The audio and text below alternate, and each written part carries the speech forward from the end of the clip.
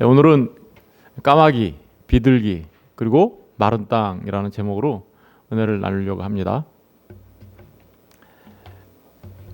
예. 제가 어렸을 때 시골에서 자랄 때 저희 어머니 아버지는 물론이거니와 모든 동네 사람들이 까마귀가 울면 뭔가 속된 말로 재수가 없다라고 그러고, 까치가 울면 하나같이 사람들이 똑같이 이렇게 얘기했어요. 오늘 손님이 오려나? 좋은 일이 있으려나? 라고 얘기했습니다. 이렇게 까마귀와 까치같이 어떤 이 새나 짐승들을 가지고 어떤 상징이나 징조로 사람들은 사용하기를 즐겨합니다. 그래서 까마귀와 까치에 관해서도 우리에게도 이렇게 그런 이야기들이 전해져 내려오고 있죠. 오늘 성경에 나오는 이 본문 가운데 새 두 종류가 나옵니다. 하나는 까마귀이고 또 하나는 까치가 아니라 비둘기입니다. 그죠? 이 본문을 맨 처음에 설교를 준비하려고 이렇게 책들을 보면 제일 먼저 도전받는 게 있습니다. 그게 뭐냐면 당신은 까마귀입니까? 아니면 비둘기입니까? 라는 도전이에요. 예. 까마귀입니까? 라는 질문은 어떤 질문이겠습니까?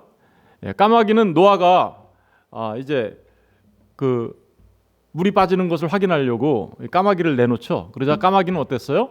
나가서 왕래하고 돌아오지 않는 것으로 이렇게 묘사되고 있죠. 그리고 비둘기는 어떻습니까? 비둘기는 이제 3번 이렇게 나갔다가 돌아오죠. 3번, 그러니까 2번은 돌아오고 이제 마지막 한 번은 이제 안 돌아오는데, 그러다 보니까 까마귀는 이 까마귀와 비둘기를 성도들에 비유해서 이렇게 얘기하죠. 까마귀 같은 성도, 비둘기 같은 성도. 예. 까마귀 같은 성도는 그러니까 어떤 성도예요?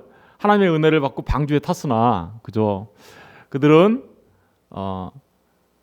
곧 어떻게요? 방주에서 노임을 당하자 어때요?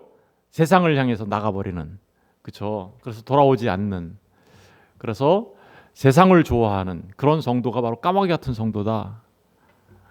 까마귀 같은 성도는 은혜를 모르고 돌아오지 않은 성도 같은 사람들이다. 까마귀 같은 성도는 그래서 은혜도 모르고 세상을 좋아하여 그렇게 방탕하며 살아가는 성도들의 모습을 말하는 거다라고 얘기하고요. 비둘기 같은 성도는 뭐라고 얘기합니까? 비둘기는 어때요? 나갔다가 안식을 찾을 데가 없었어요. 그죠? 땅이 없었으니까. 그러자 다시 어디로 돌아왔어요? 방주로 돌아왔죠. 방주로 돌아오자 노아가 돌아온 비둘기를 이렇게 손으로 맞아주죠. 그러자 예수님의 품으로 다시 돌아온 성도, 그죠? 세상에 나갔다가도 언제든지 다시 예수님의 품으로 돌아온 성도, 은혜를 아는 성도, 그래서 세상과는 구분되며 살아가는 성도를 비둘기 같은 성도다라고 설명을 합니다. 여러분, 여러분 어떤 것 같습니까? 여러분들은 까마귀입니까? 아니면 비둘기입니까? 저는 먼저 이런 도전을 제일 먼저 받아요. 저는 저 여러분 모두가 먼저 비둘기 같은 성도가 되었으면 좋겠습니다. 정말 은혜를 알고 세상과는 구분되어 살아가는 하나님의 백성들. 그런데 이런 말씀으로 이 전체 본문을 파악하기는 좀 뭔가 좀 아쉬운 데가 있어요. 그렇죠? 예. 사실 까마귀는 반포지효라고 해서, 그죠? 은혜를 아는 새로 많이 알려져 있어요. 그죠? 그리고 엘리야가 저기 도망가서 굶주리고 있을 때 먹을 것을 갖다 줬던 게 누구였어요? 까마귀였어요. 그러니까 까마귀는 꼭 나쁜 새는 아니에요.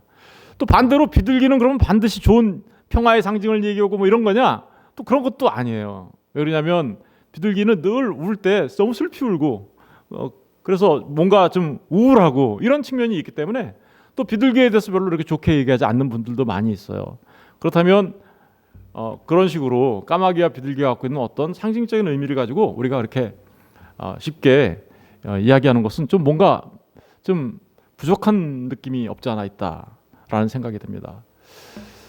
저는 아까 같은 그런 말씀 가운데도 충분히 은혜가 있고 우리가 비둘기 같은 성도가 되어서 살아가야 함을, 그래서 그 비둘기 같은 성도로 살아가는 것이 얼마나 은혜스러운 것인지 그 말씀 속에서도 우리가 충분히 은혜를 받을 수 있지만 뭔가 좀 부족한 느낌이 많이 들었습니다. 그래서 좀 더 이제 우리가 그렇다면 진짜 까마귀와 비둘기가 우리에게 주는 그 의미가 뭘까?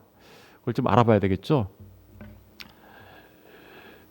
그래서 오늘 이 그런데라는 그 생각을 가지고 또 다른 무엇인가가 진짜 이 본문 속에 숨겨져 있는 뭔가가 있는 것이 아닌가라는 의문점을 가지고 다시 한번 이 본문의 전체 말씀들을 살펴보도록 하겠습니다. 홍수가 났습니다. 홍수가 시작하기 7일 전에 노아가 방주에 타죠. 그리고 7일 후에 비가 쏟아지기 시작해서 150일 동안 물이 급격하게 늘어나게 되죠. 그리고 하나님께서 150일 후에 하나님이 기억하자 바람을 불게 하시고, 그죠? 물이 또다시 150일 기간 동안 빠집니다. 그죠? 이 하나님이 기억하셔서 물이 빠지는 이 기간 동안에 오늘 본문이 있는 거예요. 오늘 본문이. 그리고 이제 300일이 지나고 이제 노아가 비둘기 날려보낸 뒤에 그 후에 약 한 70일 뒤에 마침내 땅에 내려오는 거죠. 이 전체 얘기를 보면 물이 급격하게 증가했다가 하나님께서 기억하셔서 바람을 불게 하시자 배가 물이 빠지기 시작해서 아라랏산에 정박하게 되죠. 우리 아라랏산 저주의 뱀, 그죠? 저주받은 뱀, 그죠? 거룩한 산이라는 의미. 지난주에 우리 공부했죠, 그죠? 아라랏산, 그것은 곧 저주받은 뱀으로 높이 십자가에 달리신 예수 그리스도 위에 정박할 때 비로소 안식이 온다라는 의미가 있었다라는 것을 우리 지난주에 공부했습니다. 이 아라랏산 정박하자 물이 점점 빠지기 시작하자 뭐가 나타났어요? 산봉우리들이 목격되기 시작했습니다. 그리고 산봉우리들이 목격되기 시작하자 물이 얼마나 빠졌는지를 이제 알기 위하여 오늘 본문, 그죠? 나타난 까마귀를 노아가 이제 내보낸 거죠. 그랬더니 까마귀가 왕래하였다라고 나와요. 왕래하였다. 왕래했다는 얘기는 이게 안 돌아오고 세상에서 막 돌아다녔다 이런 의미인지 아니면 왔다 갔다 했는지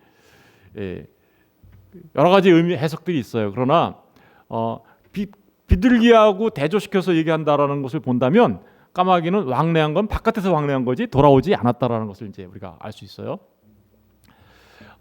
그러고 나서 비둘기를 다시 내보내죠. 다시 비둘기를 내보내자 이번에 비둘기는 어때요? 돌아옵니다. 왜요? 물이 안 빠졌어요. 그죠? 까마귀는 돌아오지 않은 이유는 사람들이 그렇게 얘기하죠. 세상 거기 물이 빠지지 않았지만 까마귀는 높은 곳에 있는 곳에 또 둥둥 떠다니는 먹을 것들을 향해서 살아가고 있기 때문에 까마귀는 돌아오지 않았다라고 얘기하고, 비둘기는 낮은 곳에서 사는 새이고 그리고 정결한 거기 때문에 그런 썩은 거 이런 것들을 먹지 않기 때문에 돌아왔다. 안식할 곳이 없어서 돌아왔다라고 얘기합니다. 그러고 나서 7일 뒤에 다시 비둘기를 다시 내보냅니다. 그러자 이번에는 물이 좀 더 많이 빠져가지고 비둘기가 감람나무 새 잎사귀를 물고 옵니다. 물이 많이 빠졌구나라는 걸 이제 노아가 알게 됐죠. 그리고 세 번째로 일주일 뒤에 다시 비둘기를 또 보냅니다. 그러자 이번에는 비둘기가 어떻게 해요? 돌아오지 않습니다. 이 전체가 150일이 걸린 거죠. 150일. 아까 물이 빠진 그 과정. 그러고 나서 물이 빠지고 나서 지면의 물이 이제 거침을 확인하고 방주 뚜껑을 열고 노아가 1월 1일 그 다음 해 1월 1일 날 나옵니다. 그죠? 그리고 땅이 마르자 방주에서 나오는데 그 다음 해 2월 27일 날 나옵니다. 그러니까 아까 비둘기 마지막 날려보는 시간부터 약 70일 뒤에, 그죠? 내려오기 방주에서 나와서 땅에 내려가는 거죠. 이게 오늘 본문 전체를 이렇게 한 표로 요약하면 이렇습니다. 그래서 방주에 탑승해서 기다린 시간 7일, 그리고 150일 동안 물이 늘어났고 150일 동안 물이 감소했고 70일 동안 이제 물이 급격하게 땅이 말라서 감소해서 377일 이후에, 그죠? 마른 땅에 내려오게 된 것이죠. 전체적인 그림이 이렇죠. 까마귀를 내보내고 비둘기를 내보내고 그리고 물이 점점 빠지자 마른 땅이 되어 마른 땅에 방주 뚜껑을 열고 나오게 되어서 이제 거하게 되었다라는 거예요. 여러분, 이 까마귀와 비둘기, 마른 땅 이 세 개가요 아주 긴밀하게 연결돼 있어요. 긴밀하게 연결돼 있다라는 사실 우리가 먼저 기억해야 합니다. 먼저 우리는 그러면 이 까마귀, 비둘기, 마른 땅에 대하여 자세하게 생각해봐야 이 전체적으로 이 본문이 우리에게 주려고 하는 깊은 의미가 무엇인지 알 수 있습니다. 까마귀에 대해서 우리가 먼저 생각해 볼게요. 까마귀는요 오레부라고 합니다. 오레부. 이 까마귀라는 오레부는 아라부에서 유래한 말인데요. 무슨 뜻이냐면요 저녁이라는 뜻이에요. 저녁, 어둠. 저녁, 어둠. 저녁이 되려면 어떻게 해야 돼요?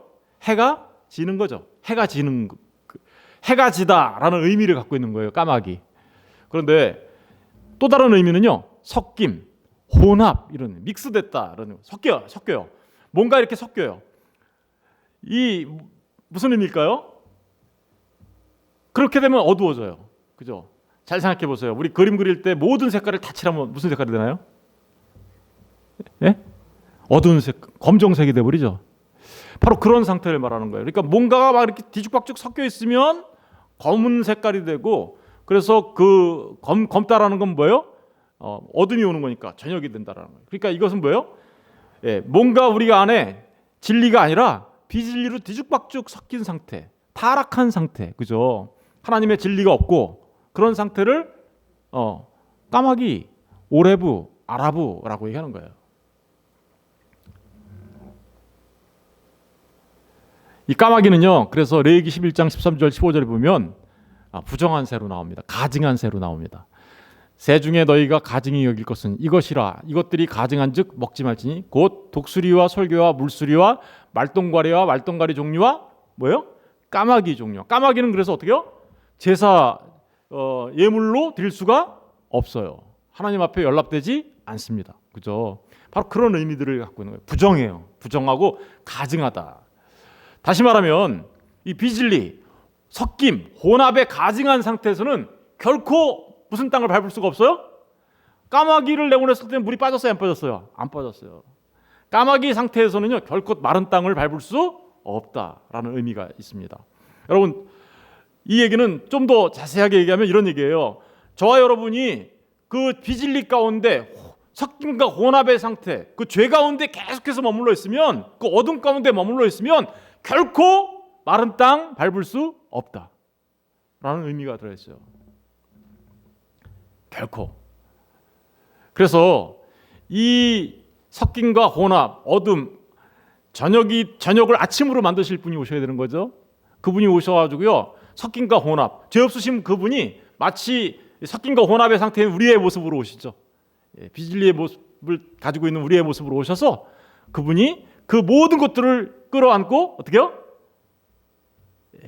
죽으시죠, 그죠?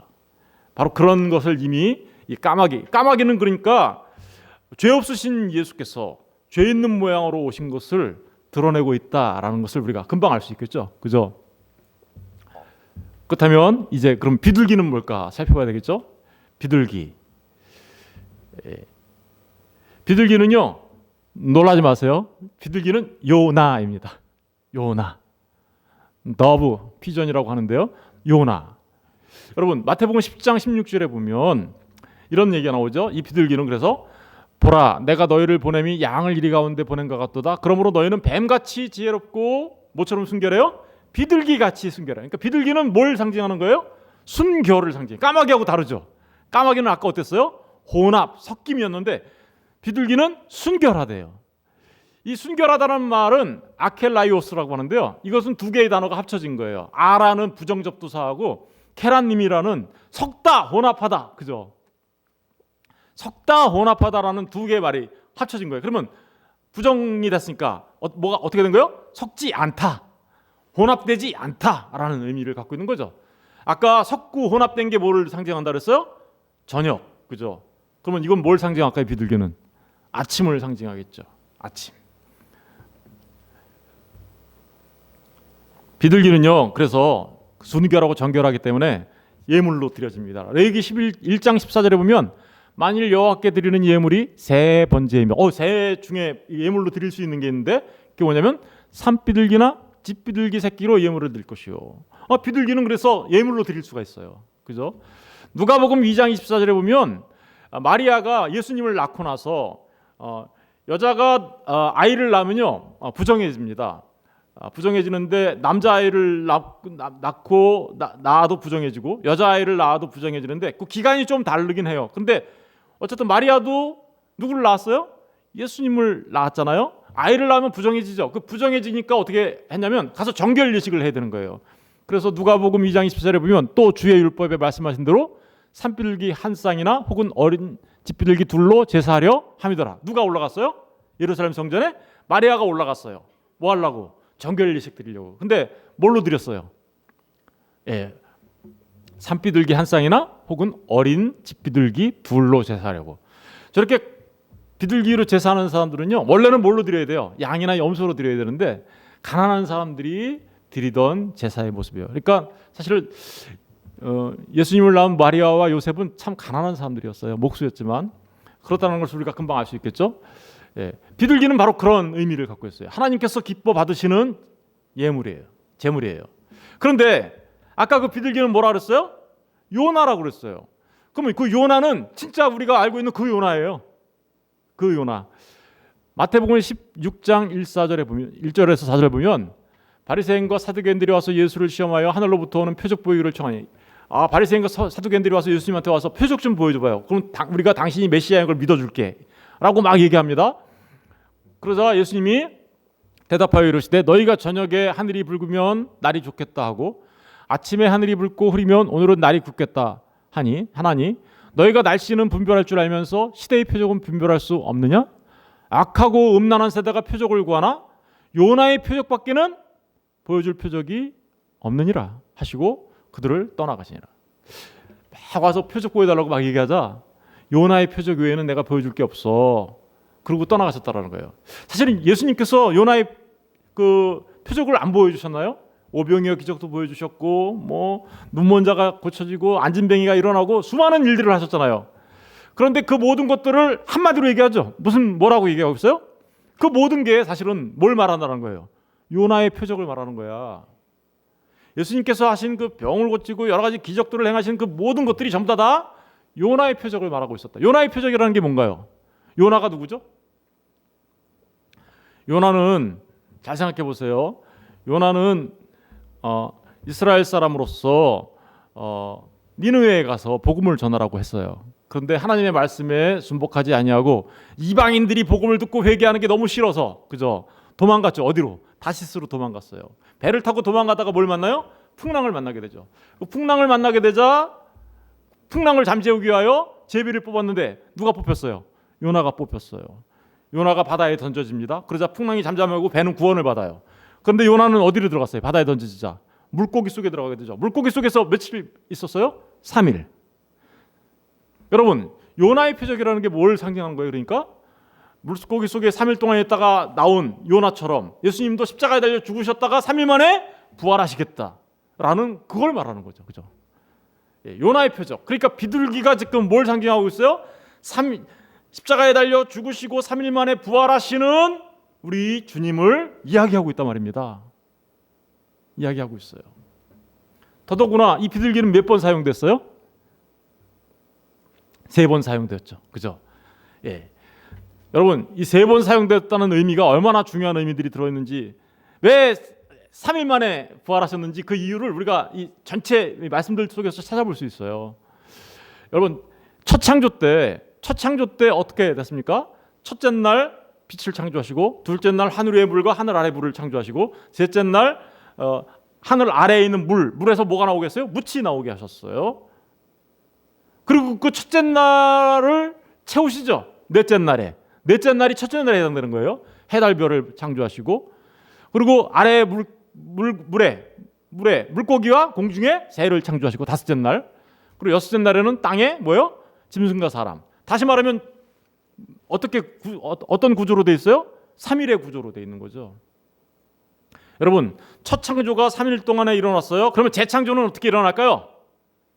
3일 만에 일어나는 거죠. 여러분, 십자가에 달려 죽으시고 부활하신 주님이 3일 만에 부활하셨다는 것은 그 새로운 창조가 3일 만에 이루어진다는 사실을 말해주고 있는 거죠. 그러니까 예수님이 이 땅에 오셔서 십자가에 달려 죽으시고 부활하신 것은 바로 그 첫 창조의 버금가는 새로운 창조가 일어난다는 것을 우리에게 알려주고 있는 거죠. 비둘기가요, 바로 그 요나가요, 바로 그런 의미를 내포하고 있는 거예요. 그리고 더더구나 방주도 어떻습니까? 방주도 상중하 3중 구조로 돼 있죠. 3일의 구조로 돼 있는 거예요. 아브라함과 이삭이 모리아산에 가서 아브라함이 이삭을 제물로 드리려고 할 때 며칠 길을 갑니까? 3일 길을 가게 되죠. 정막도 어떻게 됐어요? 뜰, 성소, 지성소 어떻게 됐어요? 3중 구조로 되어 있어요. 요나가 물고기 뱃속에서 며칠간 지냈어요? 3일을 지냈다가 나오죠. 그리고 요나가 니느웨에 가가지고 복음을 전하는데 며칠 길을 가는지 아십니까? 3일 길을 갑니다. 예루살렘 성전의 파괴와 재건이 며칠 만에 일어나는 거예요? 내가 3일 만에 다시 일으켜 세우겠다라고 얘기하죠. 주님이 저 예루살렘 성전 무너뜨려라. 내가 3일 만에 다시 일으켜 세우겠다. 뭘 얘기한 거였어요? 예수님의 십자가의 죽으심과 부활을 말하는 거였죠. 그러니까 비둘기가 3번 이렇게 사용됐다는 것은 바로 예수님의 3일 만에 부활을 말하고 있는 겁니다. 예수님의 십자가의 죽으심과 부활하심, 그 3일을 이야기하고 있는 것이죠. 그러니까 오늘 본문은요, 죄 없으신 예수님이 마치 까마귀의 모습, 우리 사람의 모습으로 이 땅에 오셔서 3일 만에 죽으시고 부활하시는, 비둘기와 같은 모습으로 부활하시는 요나가 되시는 바로 그런 얘기를 하고 있는 거란 말입니다. 이 비둘기가요, 마태복음 3장 16절 17절에는 이렇게 사용되었습니다. 예수께서 세례를 받으시고 곧 물에서 올라오실새 하늘이 열리고 하나님의 성령이 비둘기같이 내려 자기 위에 임하심을 보시더니, 보니까 예수님께서 요단강에서 세례요한한테 세례를 받아요. 이것은 그러자 세례를 받고 올라오실 때 어떻게 했어요? 하늘이 열리고 하나님의 성령이 비둘기같이 내려왔다 그러죠. 비둘기같이 하늘에서 내려왔다. 뭐가요? 성령이. 그죠? 그러니까 지금 요 장면을 까마귀로 죽고 요나로 그죠? 비둘기로 일어나셔서 그럴 때 성령이 내려오시는 그 장면을 계속해서 이제 우리가 알 수 있는데, 저 얘기는요 예수님한테만 해당되는 얘기는 아니에요. 우리 모두에게도 똑같은 일이 있어야 돼요. 왜냐하면 우리도 세례를 받고 일어나야 돼요. 왜요? 우리도 성령 세례를 받고 일어나야 되죠.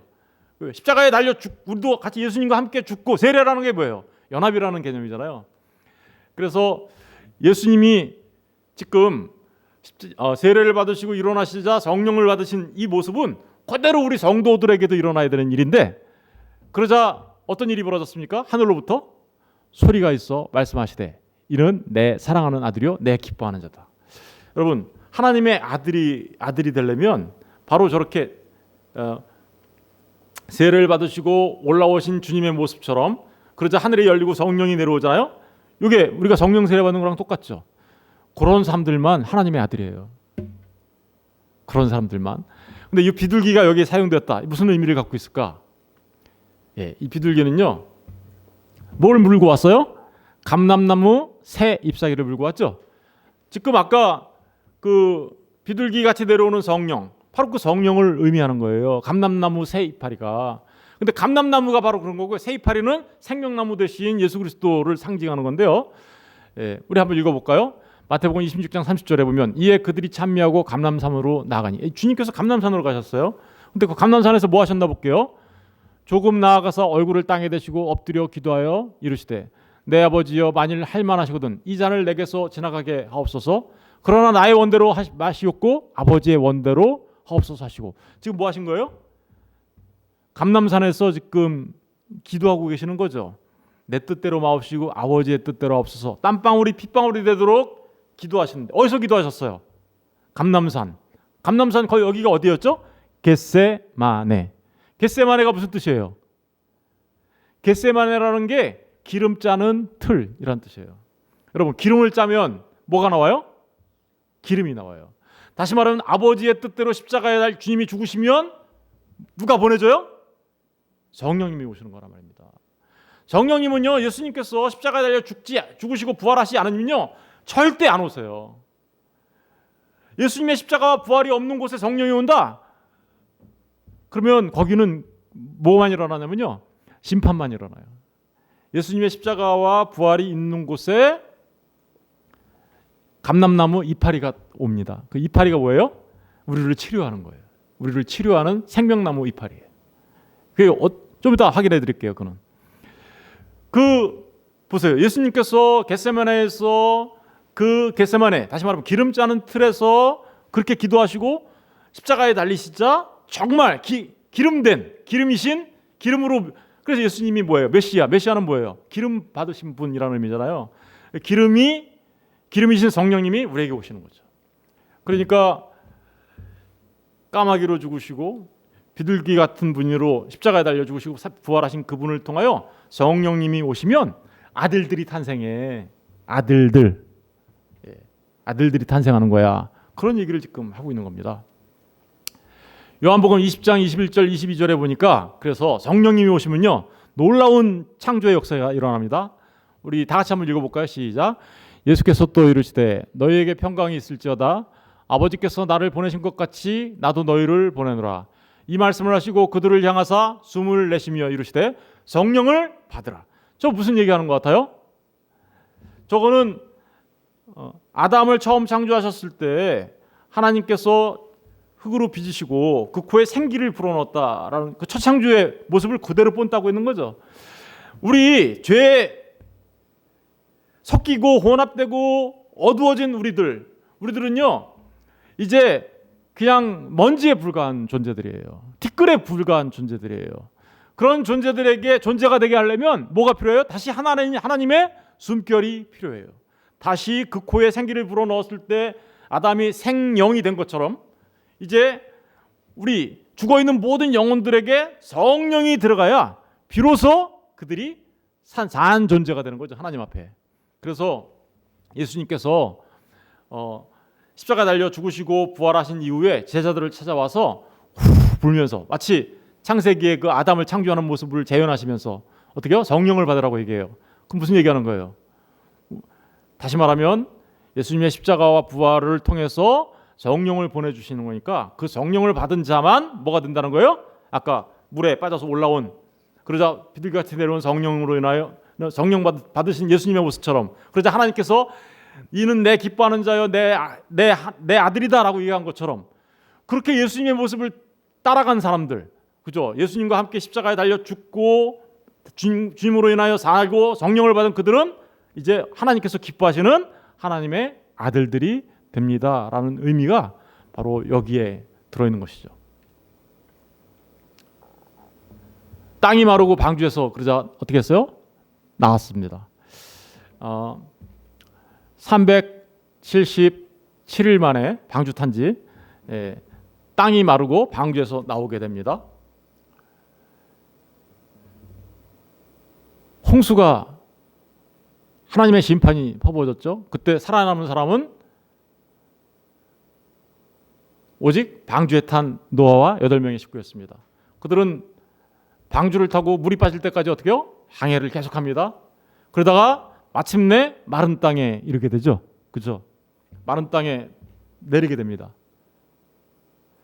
홍수, 바다, 이 세상에 죄 가운데 빠져서 죽어가는 사람들, 율법의 저주 아래 있었던 사람들, 그죠? 그 사람들, 그들은 전부 다 죽어야만 합니다. 그런데 여기에도 십자가에 자신의 삶을 연합시켜서, 그죠? 주님과 함께 한 그 사람들, 주님이라는 방주에 탄 사람들, 그리고 주님에 의해서 탄생된 교회 안에 승선한 사람들, 그 사람들도 똑같이 항해합니다. 그러다가 마침내 어떻게 해요? 마른 땅에 내리죠. 어디요? 새하늘과 새 땅. 여러분, 마른 땅이라는 건 뭐예요? 구원을 말하는 거예요. 3일째 물속에서 땅이 나오죠. 바로 그 죽음 속에서 부활하는 것을 상징하는 거예요. 죽음의 바다, 그죠? 죽음의 바다, 저주의 바다로부터 흙이 올라왔다는 것은 바로 죽음에서부터 살아나온 부활을 의미하는 것이기도 합니다. 그들은 이제 마른 땅에 내리게 되죠. 그리고 새하늘과 새 땅에 들어가는 성도의 모습으로 살아가게 되는 거죠. 이렇게 근데 딱 이렇게 단선적으로 이렇게 되는 게 아니에요. 좀 이따 설명해 드릴게요. 그러니까 이제 까마귀, 비둘기, 마른 땅. 이 세 가지는 그렇죠. 까마귀에서 비둘기를 내보내고 3번, 그리고 감람나무 이파리를 가져오고, 그리고 마른 땅에 도착했다라는 이 본문의 말씀은 섞임과 혼합과 어둠 가운데 있는 인생들이, 그죠? 십자가와 부활을 통해서 성령을 받게 되자 어떻게 해요? 하나님 나라 새 하늘과 새 땅에 이르게 된다라는 것을 말해주고 있는 거예요. 그러자 저녁이었던 우리가, 그죠? 아침이 되고, 그러자 아침에 영원한 안식을 누리게 되는 것이죠. 여러분, 이 모든 일은요, 하나님에 의해서 첫 번째 창조를 그대로 재창조한 내용을 말하는 겁니다. 이 얘기는 저녁이 되고 아침이 되신 예수, 그죠? 그분을 통하여 새로운 창조가 일어났음을 말해주고 있는 거예요. 여러분, 첫 창조 때 하나님께서 6일까지 사람과 짐승을 창조하시고 나셔서 7일째 뭐 하셨어요? 안식하셨어요. 첫째 날과 여섯째 날까지는 저녁이 되고 아침이 되니 이는 몇째 날이나 몇째 날이라 얘기했어요. 그런데 7째 날에는 저녁이 되고 아침이 되니가 없어요. 그런데 그 7째 날에 저녁이 되고 아침이 되니를 완성하신 분이 그러니까 누구라는 거예요? 우리 주 예수 그리스도라는 겁니다. 십자가에 달려 죽으시고 부활하셔서 성령을 보내주시자 새로운 창조가 일어나게 되죠. 그럼 창조가 어떻게 해요? 이제 저녁이 되고 아침이 돼서 이제 영원한 안식, 진정한 안식 속에 들어가는 그러한 새 창조가 일어나게 되었음을 말하고 있는 거죠. 오늘 본문 전체가요, 그런 내용을 암시하고 있는 거예요. 거기에 그냥 까마귀 같은 성도, 비둘기 같은 성도 이런 내용을 말하는 것이 아니라, 그것도 물론 당연히 우리가 은혜가 되어서 우리 모두가 비둘기 같은 성도가 되어야 하지만, 그것만 말하는 것이 아니라 이런 너무나도 놀라운 비밀이 이 안에 숨겨져 있었던 것이죠. 계시록 21장 1절 보니까 거기는 그래서 어떻게 해요? 바다가 없어요. 새하늘과 새 땅에는. 내가 새하늘과 새 땅을 보니 처음 하늘과 처음 땅이 어떻게 해요? 없어졌고, 옛 창조 사라졌고, 바다가 다시 있어 없어요? 없어요. 저주의 바다, 그 홍수의 바다가 없어요. 계시록 22장 1절 2절에 보니까 또 그가 수정같이 맑은 생명수의 강을, 수정같이 맑은 생명수의 강이 뭘 상징할까요? 내게 보이니 하나님과 및 어린 양의 보좌로부터 흘러나왔다. 이게 뭐예요? 이거는 에스겔서 47장에 가서 보면 당장 우리가 알 수 있어요. 에스겔서 47장에 보면 하나님의 보좌로부터 뭐가 나와요? 물이 흘러나와요. 물이 흘러나오다가 발목에 차고 무릎에 차고 허리에 차고 큰 강이 되죠. 뭘 말하는 거였을까요? 성령 하나님을 말하는 거였단 말입니다. 보세요. 성령 하나님이 지금 보좌로부터 흘러나와요. 그러자 길 가운데 흐르게 되죠. 그런데 그 길 가운데 강 좌우에 뭐가 있어요? 생명나무. 아까 감람나무, 그게 성령을 상징하는 거고, 생명나무 이파리를 갖고 왔다 그랬잖아요. 그죠? 그런 얘기를 지금 하고 있는 거죠. 12가지 열매를 맺되 달마다 그 열매를 맺고 그 나무 잎사귀를 들은 만국을 치료하기 위하여 있더라. 여러분, 하나님 나라에 가면 다시는 저주가 없고 아프고 병들고 눈물이 없는 곳인데 왜 만국을 치료하기 위하여 저게 필요할까요? 여러분, 하나님 나라가 이미 어디서 시작됐다는 걸 말하는 걸까요? 이 땅에서 시작돼요. 이 땅에 여전히, 그죠? 병들고 아프고 죄 가운데 살아가고 있는 그들을 어떻게 해요? 회복시키는 성령의 역사를 말하고 있는 거예요. 그러니까 하나님 나라는 이렇게 마주보고 이 세상이 끝나면 오는 게 아니라 이미 이 세상 속에 왔다라는 것을 말하고 있는 거죠. 제가 그래서 그림을 그려왔어요. 시간이 시작됐어요. 온 우주 만물이 창조되었어요. 예수님께서 그리고 초림하셨습니다. 초림하시고 나서 십자가에 달려 죽으시고 저녁이 되고 아침이 되셨습니다. 그죠? 그러자 성령님이 오셨죠. 그리고 언젠가는 주님이 다시 오십니다. 그때 되면 이 세상은, 세상 나라, 옛 하늘과 옛 땅은 어떻게 해요? 끝이 납니다. 그죠? 그러나 하나님의 나라, 새 하늘과 새 땅은 이미 그 끝에서부터 시작되는 게 아니라 이미 주님이 오실 그때부터 이미 시작되었어요. 그러면 성령님이 오셔서 뭐 하는 거예요? 지금 이미 우리는 새 하늘과 새 땅을 사는 사람들이 있죠. 그 사람들은 이곳에서 살면서 여전히 아픈 가운데 있지만 그들을 회복시키고 그들을 치료하고 하시는 분이 누구라는 거예요? 성령 하나님. 그러니까 새 하늘과 새 땅은 이미 왔지만 아직 완성되지는 않았어요. 그죠? 그런데 주님이 다시 오실 그 순간에 뭐가 돼요? 완성이 되는 것입니다. 이해가 되셨죠? 바로 이런 엄청난 얘기를 지금 까마귀와 비둘기와 마른 땅을 통하여 우리한테 전해주고 있는 겁니다. 여러분, 성도는 어디 살까요? 그러니까 예수님의 초림과 재림 요 사이를 살겠죠. 이 사람들은 옛 하늘과 옛 땅도 경험해요. 아픔도 경험하고요, 슬픔도 경험하고 살아요. 그러나 그들은 동시에 뭘 살아요? 하나님 나라를 삽니다. 새 하늘과 새 땅을 살아요. 하나님 나라, 새 하늘과 새 땅을 누리려면 어떻게 될까요? 그러니까 성령 하나님이 충만하시면 되는 거잖아요, 우리 안에. 그죠? 그래서 성령 충만 받아라, 성령 충만 받아라 얘기하는 거예요. 성령 충만을 받아야 옛 하늘과 옛 땅, 이 세상 나라의 그것들을 경험하는 것보다 하나님 나라를 경험하며 살아갈 수 있으니 여러분들은 성령 충만을 받은 사람들이 성도가 되십시오라고 그토록 성경에서 얘기하는 거예요. 그토록. 여러분, 저와 여러분 모두가 정말 예수 그리스도로 인하여 저녁이 되고 아침이 된 사람으로서, 그죠? 이미 마른 땅에 내린 사람으로서 이 땅에서 살아갈 때 정말 성령 충만한 진짜 성도들의 삶을 살아서 옛 하늘과 옛 땅을 사는 것이 아니라 새 하늘과 새 땅을 살아가는 성도가 되어야 하지 않겠습니까? 예. 말씀을 이제 맺겠습니다. 이 세상 사는 동안에 성도는 저녁에서 나와 아침을 사는 새로운 피조물입니다. 새 창조가 일어났단 말입니다. 예수님으로 인하여. 성도는 이 세상 사는 동안에 어둠과 혼돈, 비진리에 더 이상 머물지 않습니다. 그죠? 그리고 비둘기처럼 순결한 진리의 말씀과 성령의 인도하심을 따라 하나님의 아들로 살아가는 겁니다. 여러분, 저와 여러분 모두가 누구라고요? 하나님의 아들이에요. 그리스도 예수의 사람들은 육체와 함께 옛자, 옛사람의 그 정욕과 탐심을 십자가에 그래서 어떻게 해요? 묻어버렸어요. 3일 길을 어떻게 그래서 이 사람들은 이미 3일 길을 간 사람들이에요. 이 성도들은 예수님과 함께 3일 길, 그 십자가의 죽음과 장사됨과 부활함을 경험한 사람들이란 말입니다. 그러니 우리의 이 정욕과 탐심을 다 어디에 못 박은 거예요? 우리는 십자가에 못 박은 겁니다.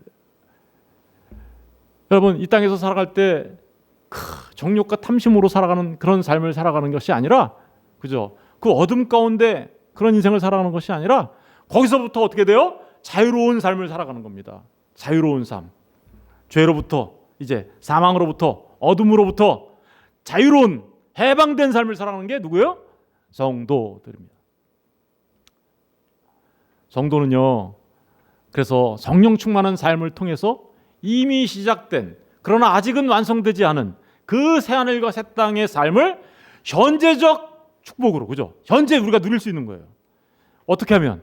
성령 충만한 삶을 살면 현재적 축복으로 누리며 살 수 있는 것입니다. 아멘이시죠? 예, 저는 저와 여러분이 이런 놀라운 축복을 받으시길 주의 이름으로 축원드립니다. 이제 마지막으로, 그리고 마침내 성도는 어떻게 해요? 그 완성된 하나님의 나라, 다시 말하면 새하늘과 새 땅에 들어가게 되는 것입니다. 저는 저와 여러분 모두가 이 놀라운 축복을 누리시며 살아가시다가 마침내 그 새하늘과 새 땅에 들어가시는 참된 하나님의 성도들 다 되시기를 주의 이름으로 축원드립니다. 예, 기도하겠습니다.